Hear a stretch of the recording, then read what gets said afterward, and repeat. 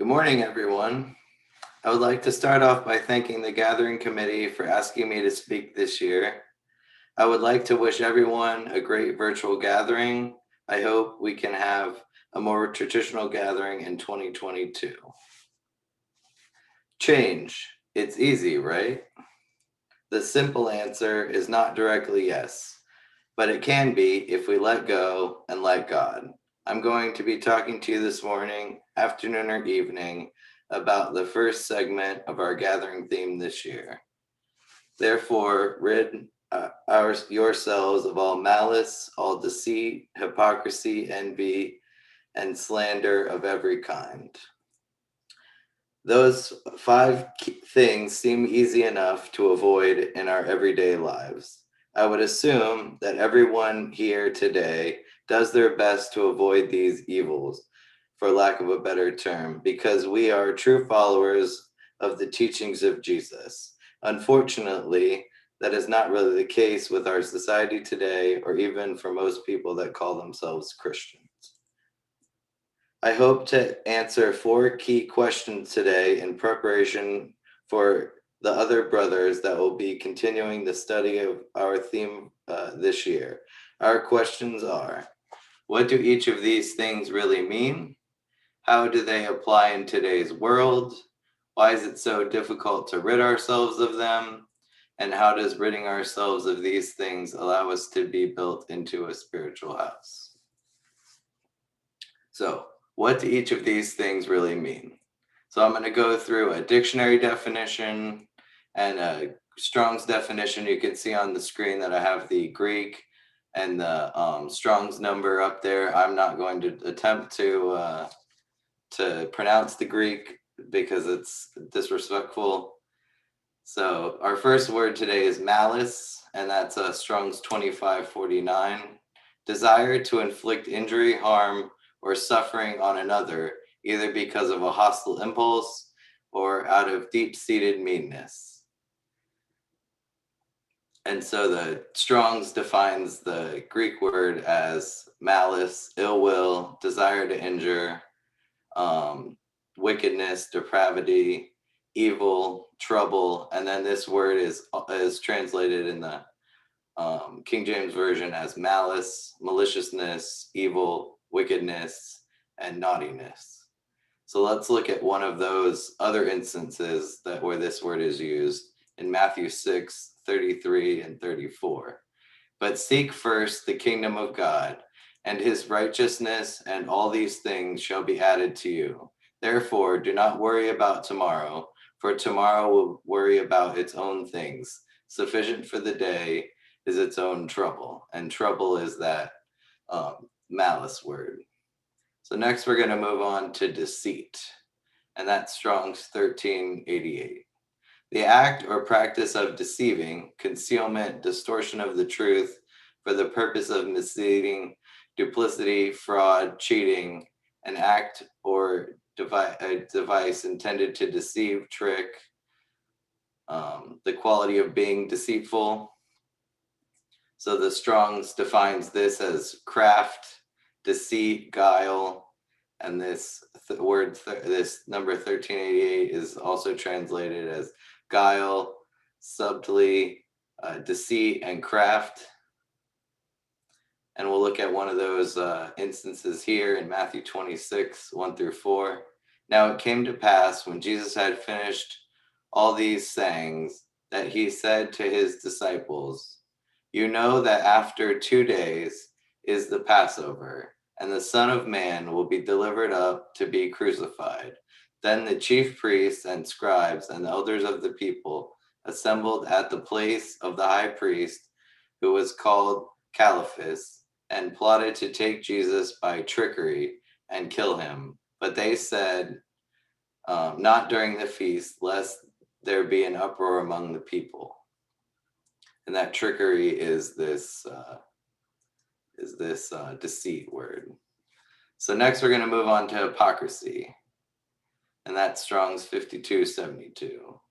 So the dictionary defines this one as pretense of having a virtuous character, moral or religious beliefs or principles a pretense of having desirable or publicly approved attitude, an act or instance of hypocrisy.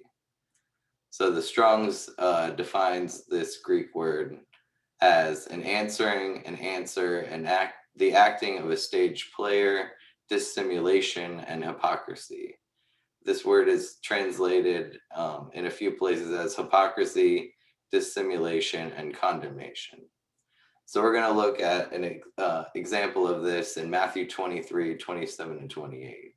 So woe to you, scribes and Pharisees, for you are like whitewashed tombs, which indeed appear beautiful outwardly, but inside are full of dead men's bones and all uncleanness. Even so, you are also outwardly appear righteous to men, but inside you are full of hypocrisy and lawlessness. So this hypocrites here that I have in orange on the screen is not the same word as hypocrisy. They're derivatives of the same word. And then this word is 5271. To take up another statement in reference to what one has decided for themselves, to make answer, speak on the stage, and to simulate, feign, and pretend. So another example of this word is in Luke 20:20, and that's so they watched him and sent spies who pretended to be righteous, that they might seize on his words in order to deliver him to the power and to the authority of the governor. So next we're going to move on to envy, which is 5355. A feeling of discontent or contentiousness with regard to another's advantages, successes, possessions. To regard with envy. To be affected with envy. And then the Strong's defines this one, super helpfully as envy or for envy. And then this word is translated in other locations as envy and envying. So we're going to look at an example of this in Titus 3, 1-7. I'm going to read the key verse, which is verse 3. For we ourselves were also once foolish, disobedient, deceived, serving various lusts and pleasures, living in malice and envy, hateful and hating one another. And then this verse goes on to say how they changed themselves from doing those things to being good. So next, let's move on to slander, which is 2636. This is defamation, a malice, false, and defamatory statement or report, to utter slander against, defame, to utter, circulate slander. And then Strong's defines this one as defamation and evil speaking. So let's look at an example of this one used in another location in 2 Corinthians 12, 19-21.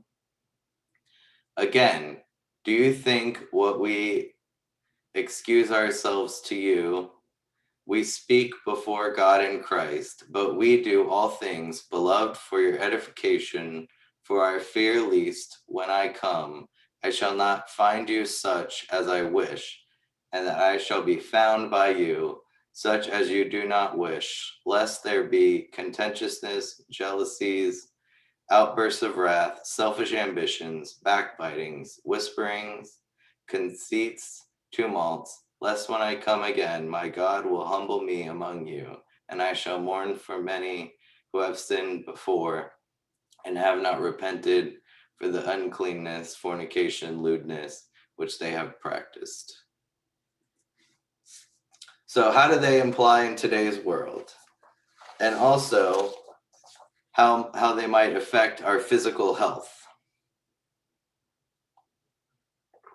My wife suggested that I add this physical health aspect to these different words and how they apply in today's world. So we're going to start off with malice. So a real world example would be, this would be wanting to hurt someone who hurt us or someone we love. And the bodily effect of this would be, this might be something that we obsess over in our mind, taking up time that we could be thinking about our blessings. Deceit. So the real world example of this one, we have a couple here, is this would be cheating someone out of their money, or at a game, telling someone misinformation about a subject. The bodily effect of this could be cheating someone can give us a short-term gain, but ultimately we will feel bad about doing it, or at least that would be the idea, that you would feel bad. This will catch up to us and could give us mental health issues down the road. So hypocrisy. The example of this one is pretty straightforward. We have someone who says that their body is a temple, but smokes, drinks, and eats enough to have health complications from it. And then the bodily effect of this could be a bad image that eventually, overwhelms you and you have mental health issues from it. Next, we have envy. A real world example of this would be wanting someone that someone else possesses. This does not have to be a material possession. It could be a position or relationship.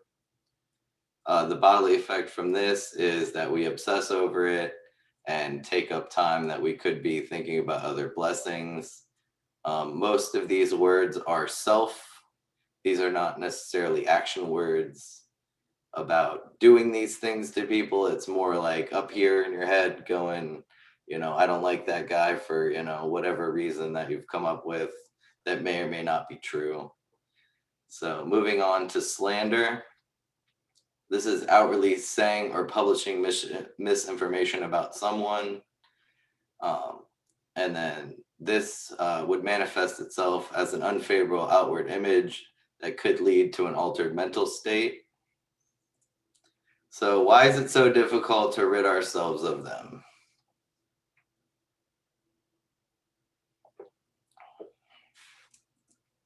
We just stop, right? Change. It's easy, right?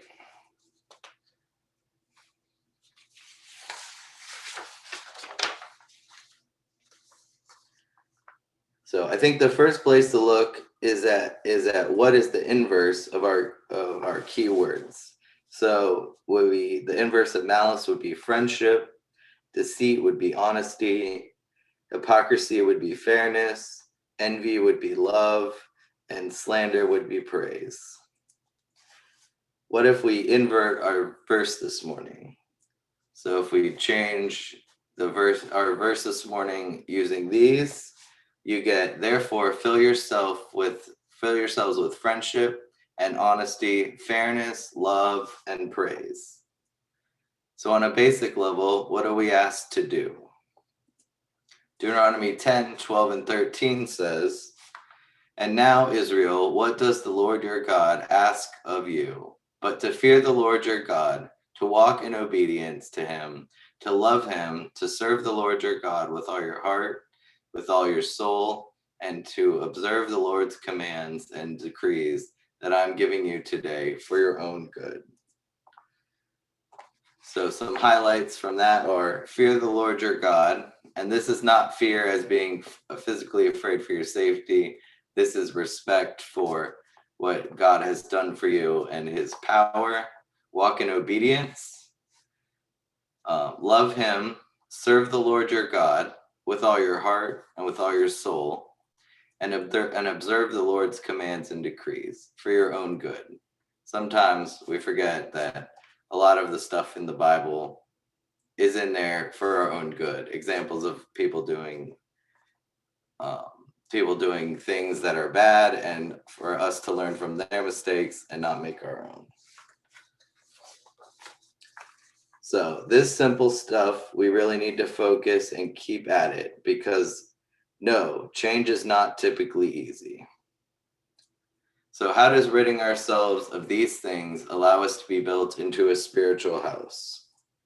So let's first talk about what a physical house is. So an overview of a physical house: on the basic level, we have a foundation, foundations, we have walls, and we have a roof. So let's go into detail on each one of these a little bit. So a physical house's foundation is an interface between our structure and the soil or earth. The foundation distributes the weight of the building to the earth, It anchors the building to the earth, which is something that's sometimes overlooked if you don't deal with foundations on a daily basis. It's usually never seen by those that pass by. It supports the walls and usually made of brick or concrete.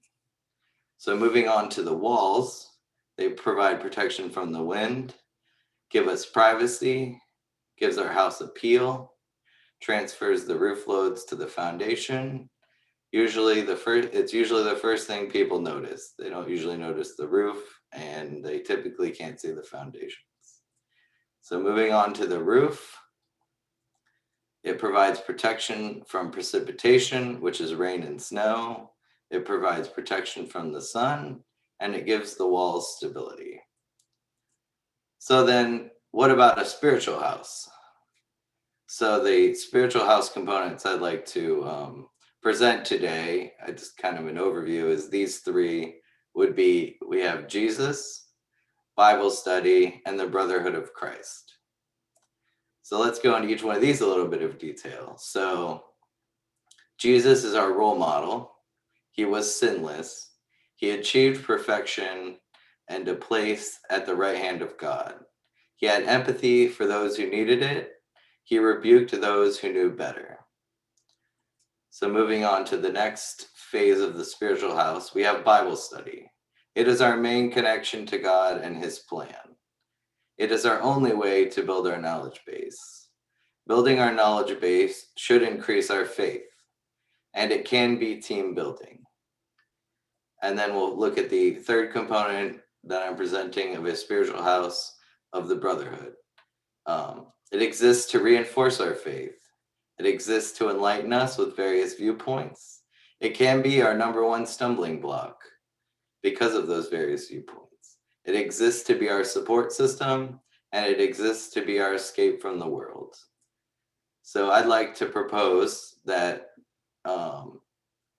the physical house and the spiritual house equate in this way, that Jesus is our foundation. Our walls are Bible study. They help build us up and protect us. And then the roof is a brotherhood. It gives us stability and then all the other things that it does.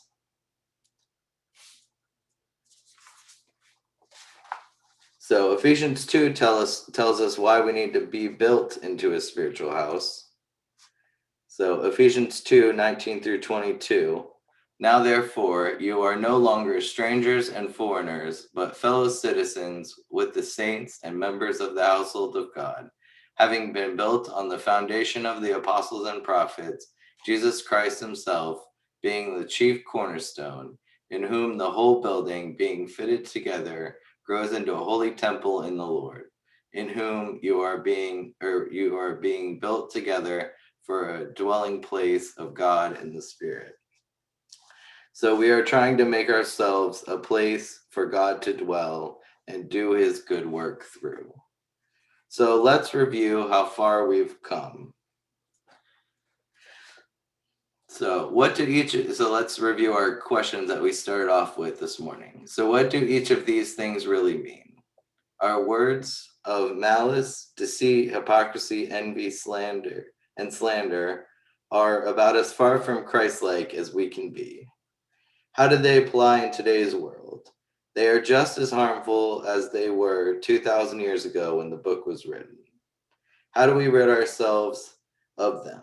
Unfortunately, they are built into our being, and we have to actively avoid saying and feeling things that are malice, deceit, hypocrisy, envy, and slander. So how does ridding ourselves of these things allow us to be built into a spiritual house? We can work on what we need to do instead of worrying about other shortcomings or feelings. Thank you for your time today. Enjoy the rest of the theme talks and enjoy the rest of the weekend. Have a great day.